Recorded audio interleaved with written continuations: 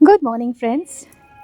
ভাবলাম ছাদে উঠে মায়ের লাগানো উচ্ছে গাছ, ঠিক লাগানো বলবো না, অ্যাকচুয়ালি মা কিছু উচ্ছের বীজ ফেলে দিয়েছিল, তো সেইখান থেকেই দেখলাম উচ্ছে গাছগুলো হয়েছে।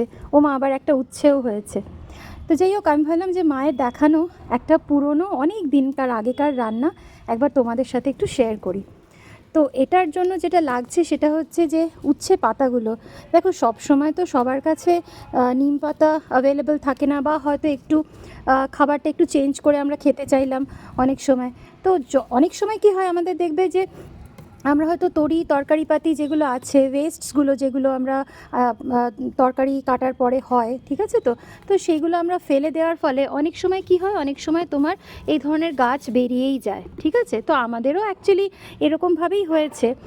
তো সেই ভাবলাম একটুখানি তুলে নিয়ে আসি। হ্যাঁ, আজকে তোমাদেরকে একটা খুব সুন্দর রেসিপি শেয়ার করব। তো দেখো যদি তোমাদের ভালো লাগে, তো তার জন্য আমাদের বেশ কিছু উচ্ছে পাতা লাগবে। চেষ্টা করো একটু, যদি মনে করো ছোট পাতা নেওয়া যায় তাহলে ভালো হয় টেস্টটা, তবে পাতা বুড়িয়ে গেলে কি হয়, মানে একটু তিতার ভাবটা বা তিতকুটে ভাবটা একটু বেশি আসে। তবুও চেষ্টা করো যে যদি উচ্ছে পাতা কালেক্ট করতে পারো আর কি, কারণ দোকানে ইন জেনারেল কিন্তু এই পাতাগুলো আমরা পাই না, ঠিক আছে। হ্যাঁ, মাও আমাকে হেল্প করে দিচ্ছে তুলতে। তো চলো আগে উচ্ছে পাতাটা তুলে নিচ্ছি, তারপরে তোমাদেরকে এই রান্নাটা আমি দেখাবো। হ্যাঁ, ওকে।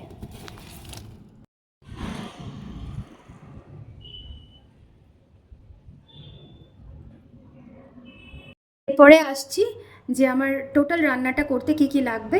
উচ্ছে শাক যেটা তুলে এনেছিলাম, যেটা আপনাদেরকে দেখালাম, সেটা কেটে নিয়েছি, একদম কুচি কুচি করে নয়, মোটামুটি শাক কাটার মতন আমরা কেটে নিয়েছি। তার সঙ্গে আমার লাগবে হচ্ছে তেল। তেলটা মোটামুটি আপনার ওই 1 চামচের মতন তেলই মোর দেন ইনাফ, কম তেলেই রান্না হয় এটা। তার সাথে লাগছে হচ্ছে গিয়ে আমার মুসুরির ডাল। আন্দাজ মতন নেবেন, খুব বেশি নেবেন না, ঠিক আছে, যাতে এরকম যেন না হয় যে উচ্ছে পাতার টেস্টটাই চলে গেল, মোটামুটি সামান্য। আর মশলা বলতে থাকছে হচ্ছে এখানে কালো জিরে আছে, নুন আছে, হলুদ আছে, এই দুটোই কিন্তু আপনার স্বাদ মতন, আপনার যেরকম খান সেরকম। আর তার সাথে ফোড়নে লাগবে হচ্ছে গিয়ে আপনার শুকনো লঙ্কা।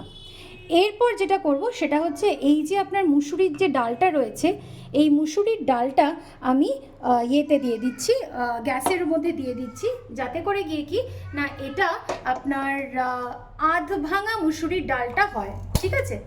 আধ ভাঙা মুসুরির ডালটা হলে পরেই আপনার কি হবে না, বেশি যদি হয়ে যায় তাহলে কেমন একটা সেই গলা গলা হয়ে যাবে, সেই জন্য এটাকে মানে আধ ভাঙা অবস্থা পর্যন্ত আপনাকে এটা ফুটিয়ে নিতে হবে, সেদ্ধ করে নিতে হবে। দরকার পড়লে একটু জল দিয়ে দেবেন, ঠিক আছে। আমি এই ধরনের সেদ্ধ করতে বলেছিলাম, আধ ভাঙা অবস্থায় ডালটা যখন সেদ্ধ হয়ে যাবে তখন আমাকে নেক্সট স্টেপটাতে যেতে হবে। এর মধ্যে আমাদের যে ইয়েটা দেওয়া ছিল, কাটা ছিল শাকটা, সেই শাকটা আমরা এর মধ্যে দিয়ে দেবো। প্রথমেই জল দেবো না, তারপরে আমরা শাকটা দেওয়ার পরে নুনটা দেবো, কেননা সেটা দেওয়ার পরে নুন দেওয়ার পরে জলটা ছাড়বে আর কি, শাক থেকে জল ছাড়বে, তো সেই জন্য আমরা কিন্তু প্রথমেই জলটা দেবো না, ঠিক আছে। আমরা নুনটা দিয়ে দিচ্ছি, স্বাদ মতন দেবেন, যতটা শাক আছে আর ডাল আছে সেই অনুযায়ী আপনারা বুঝে নুনটা একটু দিয়ে দেবেন। আমার যেমন এটা লাগবে বলে আমি এটাই দিয়ে দিচ্ছি। এরপরে নাড়িয়ে নেবেন, একটু নাড়িয়ে নিয়ে তারপরে একটু রেখে দিয়ে দেখবেন যে আর আপনার জল লাগছে কিনা।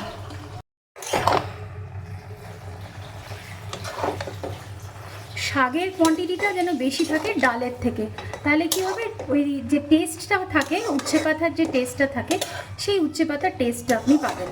এটা কাঁচাই আপনাকে দিয়ে দিতে হবে। আমি বলেছিলাম না যে এখানে তেমন খুব একটা বেশি তেল লাগে না, দেখুন অনেকটা জল ছেড়েছে, ঠিক আছে।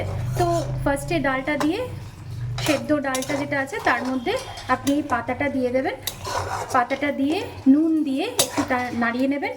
যেই মাত্র নুন দেওয়া হয় সঙ্গে সঙ্গে জলটা ছাড়বে, তাতে দেখুন আমার মনে হয় না আর আমার জল লাগবে, পাতাটা জাস্ট হালকা সেদ্ধ হবে। এরপর আপনি কড়াইতে তেল দেবেন, তেল দেওয়ার পরে শুকনো লঙ্কা যেটা ছিল সেই শুকনো লঙ্কাটা ফোড়নে দিয়ে দেবেন।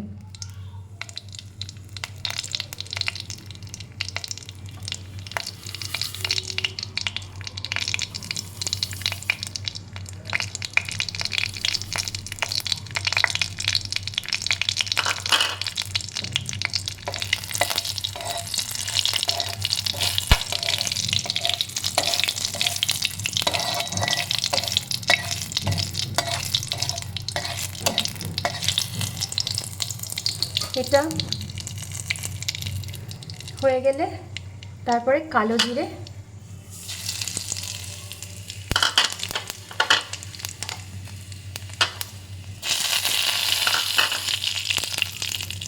দিয়ে দিলেন।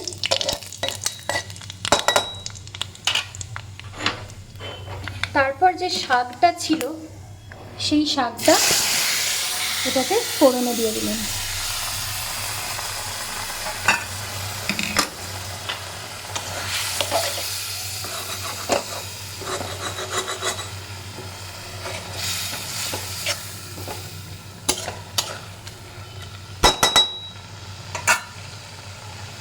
এর মধ্যে হলুদ,